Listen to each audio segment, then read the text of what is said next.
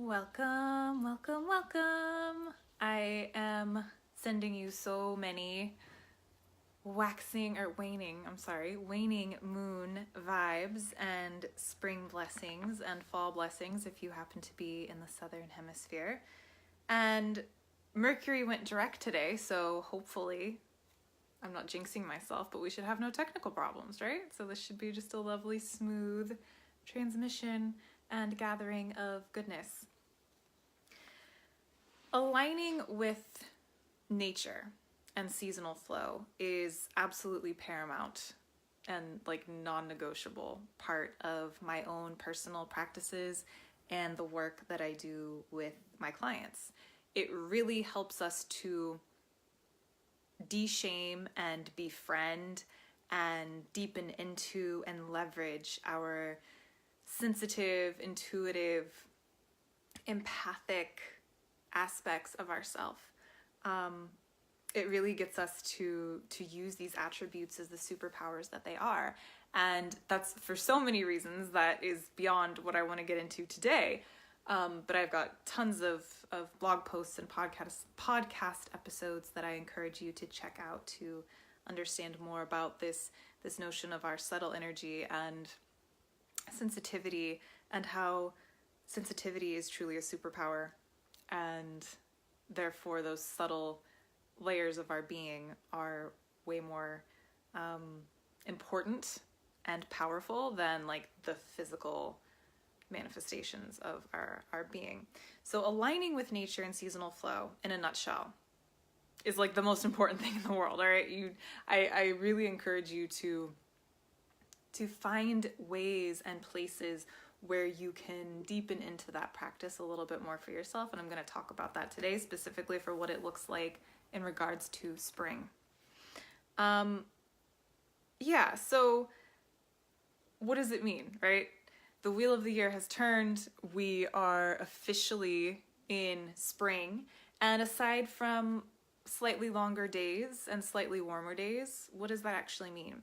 What are the subtle invitations and energies of this time? What emotions are here for us that are part of that flavor of this season, that are begging for our attention as part of the invitations that are part of this portion of the wheel of the year? And how do we shift our lifestyle practices and some of the things in our lives to really deepen into and receive the medicine and the wisdom of this time? So the energies of spring. And this is none of this. Anytime we're dealing with our innate wisdom and our innate knowing and our connection to nature and to seasonal flow, this is a very felt experience. It lives in your cells. It's not something to learn, it's something to remember. It's not something to memorize, okay, this is what I need to do in this season and this is what this represents. It's really something to remember and to feel into. So before I get into any of this, I invite you to just pause for a moment. I know you're on Facebook and you want to scroll and you want to do all the things, but just stop. Pause just for a moment and notice what you notice. When I say spring, when I say, April and May and March and this time of the year and spring, what's alive for you? What do you notice? What's in your body? What do you notice energetically? What do you notice emotionally? What is your experience right now in this time, in this spring portal? What does it elicit in you? And of course, we want to know the things, and our brain wants to be appeased as well. So the energies of spring. Spring holds the energies of birth, right? And so I'm going to list some of these things, and I really encourage you to not take them so literally, but to feel more deeply into it, to look at the symbols and the metaphors and the pure energetic frequency of these concepts versus the concept itself, or the like literal thing that I'm saying. So energies of spring: birth, rebirth, resurrection, beginnings, air, insight, the mind, divine inspiration. The time of day would be dawn, right? That's the time of day that holds that frequency of promise and of birth and rebirth and resurrection and all of these things that I have mentioned so far. It also holds the energies at spring of hope and promise and youth, and it's the waxing moon before the full moon. So if we think of, you know, the 4 seasons and the 4 main phases of the moon, the 4 parts of a breath cycle, right? Inhale, space between inhale and exhale, exhale, space between exhale and next inhale. Each of these 4 parts correspond to different energies and are different manifestations of those things. So spring is the inhale. It's like all of that enlivening energy expanding until we get to that fullest inhale, that fullest expansion, which is more of the full moon and more summer, which we will talk about in a few months when we get there. For now, we're in this wax, this growth, this full, we're filling up. And as I said, it's that waxing moon and that inhale. This is the time of year for emerging, right? Emergence, expansion, coming out of our cocoons and our slumbers and being with the light and the warmth and the potency and fertility of all of life. And again, these aren't so literal. Fertility doesn't just mean, you know, having a baby. Fertility is a state. It's a state of beingness that allows for just massive potential and potentiality. And so it corresponds, as I said, with the air element and divine inspiration in the mind. So this is all about receiving those visions and doing those things that need to be done so that they can expand and come to fruition. Like, be here in the 3D with you in the tangible realms. So from brain to creation. It's also a time, spring, to connect with spontaneity, right? Winter has that quality of heaviness. It has that quality of sleepy, docile, slumber dreaming. And so now we're taking all of the dreaming and like, let's give it life. Let's have it grow. And so connecting with spontaneity like shakes off some of that dullness, shakes off that winter dullness, that winter slumber. And now we get to release the limiting viewpoints and those things that prevent some of that space for growth.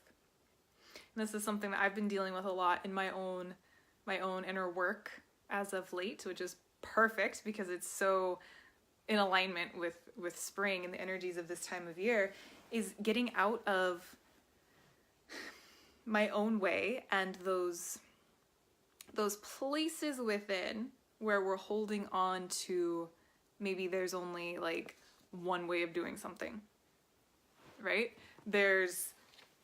If I want to do X and I've seen it done successfully that way, then that must be like one of the only ways to do it, or I have to kind of mold me around this way that it looks. When really that's bullshit, and we get to have us be us and mold the rest of it around what we need.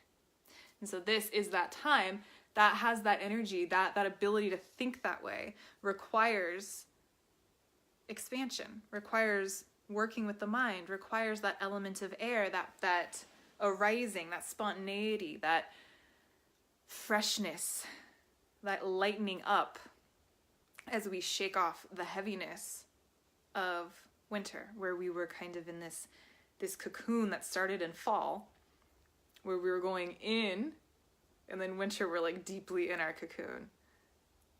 And so a lot of people right now will succumb to like spring colds and spring allergies, a state of a lot of mucus, a lot of excess in the body. And that's really a sign that it was probably overdone in winter. And if you think back, maybe there were some places that you overdid it with certain heavy activities, heavy foods, heavy emotions. It's all the same. It's all the same. That all shows up in the body the exact same. And so this is the time to look at what's happening in my space, what's happening in my body. How can I shake it off? What's being asked of me? And it's not as simple and sexy as like, I'm just going to do this green juice cleanse and call it a day. That's why my work doesn't resonate with a lot of people. And I'm cool with that. I'm so cool with that. So, what's that looking like for you right now? I'm curious. If you're watching the replay or if you're here, maybe sharing what you're noticing, sharing that with me.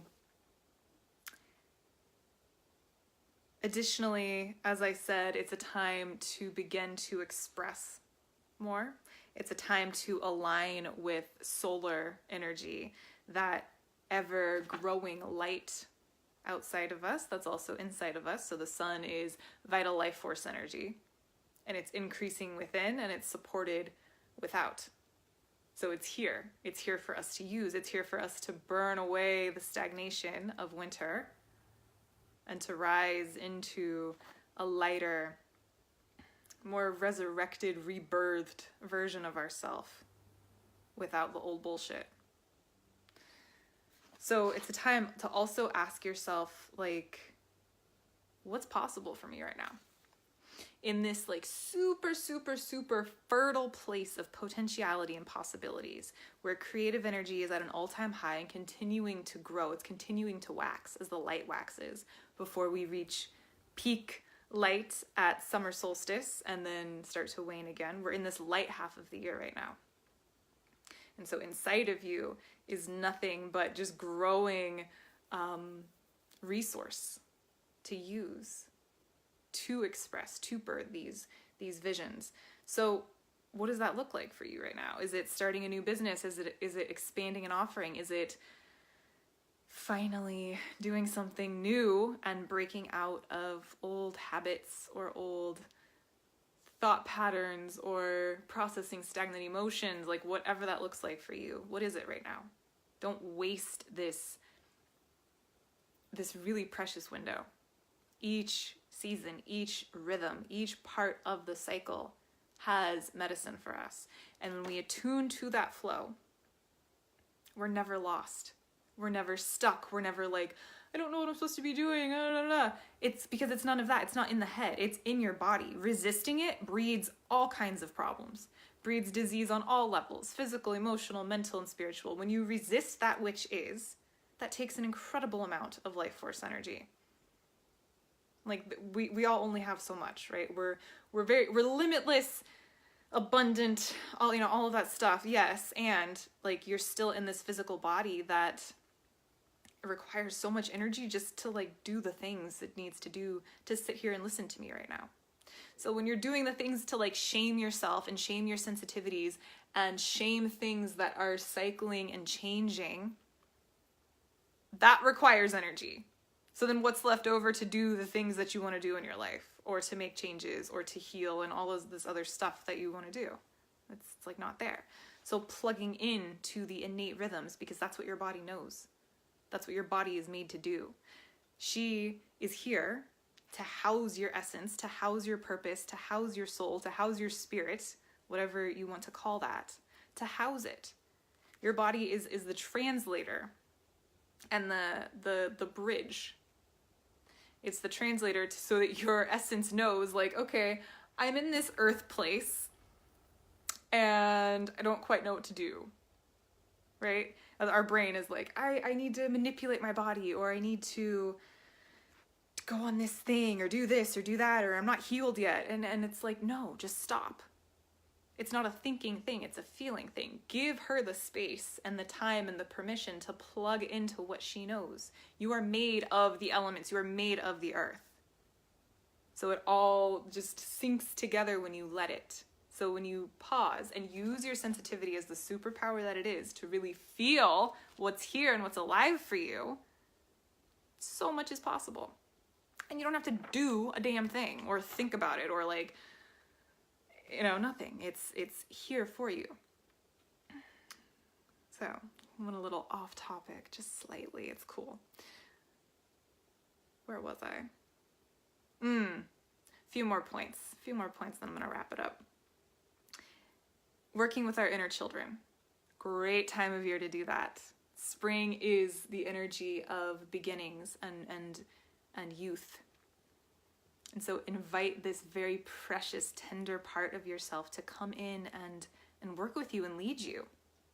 That tender part of yourself, your inner little person, knows. She knows everything. She knows what you love. She knows how to say yes and no. She knows your passions. She knows why you are here and what you really want to do, what you most love to do. And so it's really a wonderful time to reintegrate her and to allow your adult you and your little you to come together. And through that, let this third energy emerge, where there's this tenderness and this more wise, adulted version. And let them come together and make so much magic. And what was just a few more things I wanted to mention to you. Please be popping any questions, any insights, any reflections, reactions, comments, concerns, anything at all. Just let me have it. Come at me. I think I might have said everything I wanted to say. Yes, in terms of some more practical lifestyle-y stuff, because that is fun too. It's really a good time, more than ever. I mean, every season, I say this every season. I don't know if it's more important in one season than it is in another, but eat seasonally to the best of your ability. I know it's tough, right? We can go into any grocery store or any place and it's like all the things are the same all the time. So if you have access to farmers markets, beautiful. If not, check in with what'sinseason.org and just look at what would be in season for where you live. And all of that is so on purpose because Mother Nature is wise beyond our comprehension. And we try to outsmart her and do the things and it's really pointless. It's futile. Things are in season for a reason to support. And in each little, micro climate in each little place, like what I have right now may not be what's available to you wherever you are and vice versa. And that's fine because what's in season for me right here is in season for a reason to support what's happening weather-wise, cosmically, energetically, to give my physical body what it needs to really thrive during that. So check in for what's in season for you, what'sinseason.org, I believe is the website, and try to eat as close to that as possible. It's a really great time to support our digestive systems, specifically our liver and gallbladder system, our hepatobiliary system, because over winter we tend to eat much heavier, fattier foods, and that really can take a toll on the liver and the gallbladder. And so those bitter greens, dandelion greens, arugula, those really just yummy bitter ones. I am obsessed with them. My partner can't stand them. So I usually have to incentivize him like a child with something delicious afterwards for him to get to eat his bitter greens. But the bitter greens help to clean out all of the bile and all of the enzymes and the system that, or the processes that will digest fats. The bitter greens stimulate that same exact process, but without the work of actually having to digest the fattier foods, the heavier foods. So it's kind of like doing like a self-cleaning dishwasher cycle when you put the cleany stuff in there and it cleans it out, right? It doesn't actually have to wash the dishes.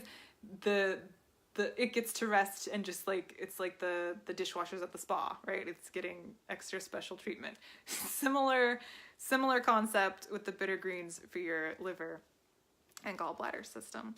And really get outside, soak up the sun in the longer days, and there's nothing that I could tell you that would change your own felt experience of the seasons and of the natural rhythms and cycles of the cosmos and of the energies. So my intention is to never be like, this is what spring is about. And if you feel anything else, then you're wrong, because that's not true. My intention always is to empower you to feel your own experiences and to trust them. And especially as a sensitive being, which you are, that is such a superpower. And so you really have access more so than the average person into really feeling like, okay, this is what's alive for me. This is what I'm noticing. This is the impulse right now. And like, what am I going to do with it? Yeah? So what is here for you? What do you need? What does this creative life force energy that's really available in abundance right now, how does it want to be expressed through you? How can you invite your little inner you to come be part of your day more often and your life ultimately? Like the real inner little you, not the one who maybe is also still kind of traumatized from early life and running the show through that lens, but the real pure inner you, this energy of newness and purity and beauty and beginnings. So share with me, give me any questions, tell me what's alive for you, and I will talk to you soon.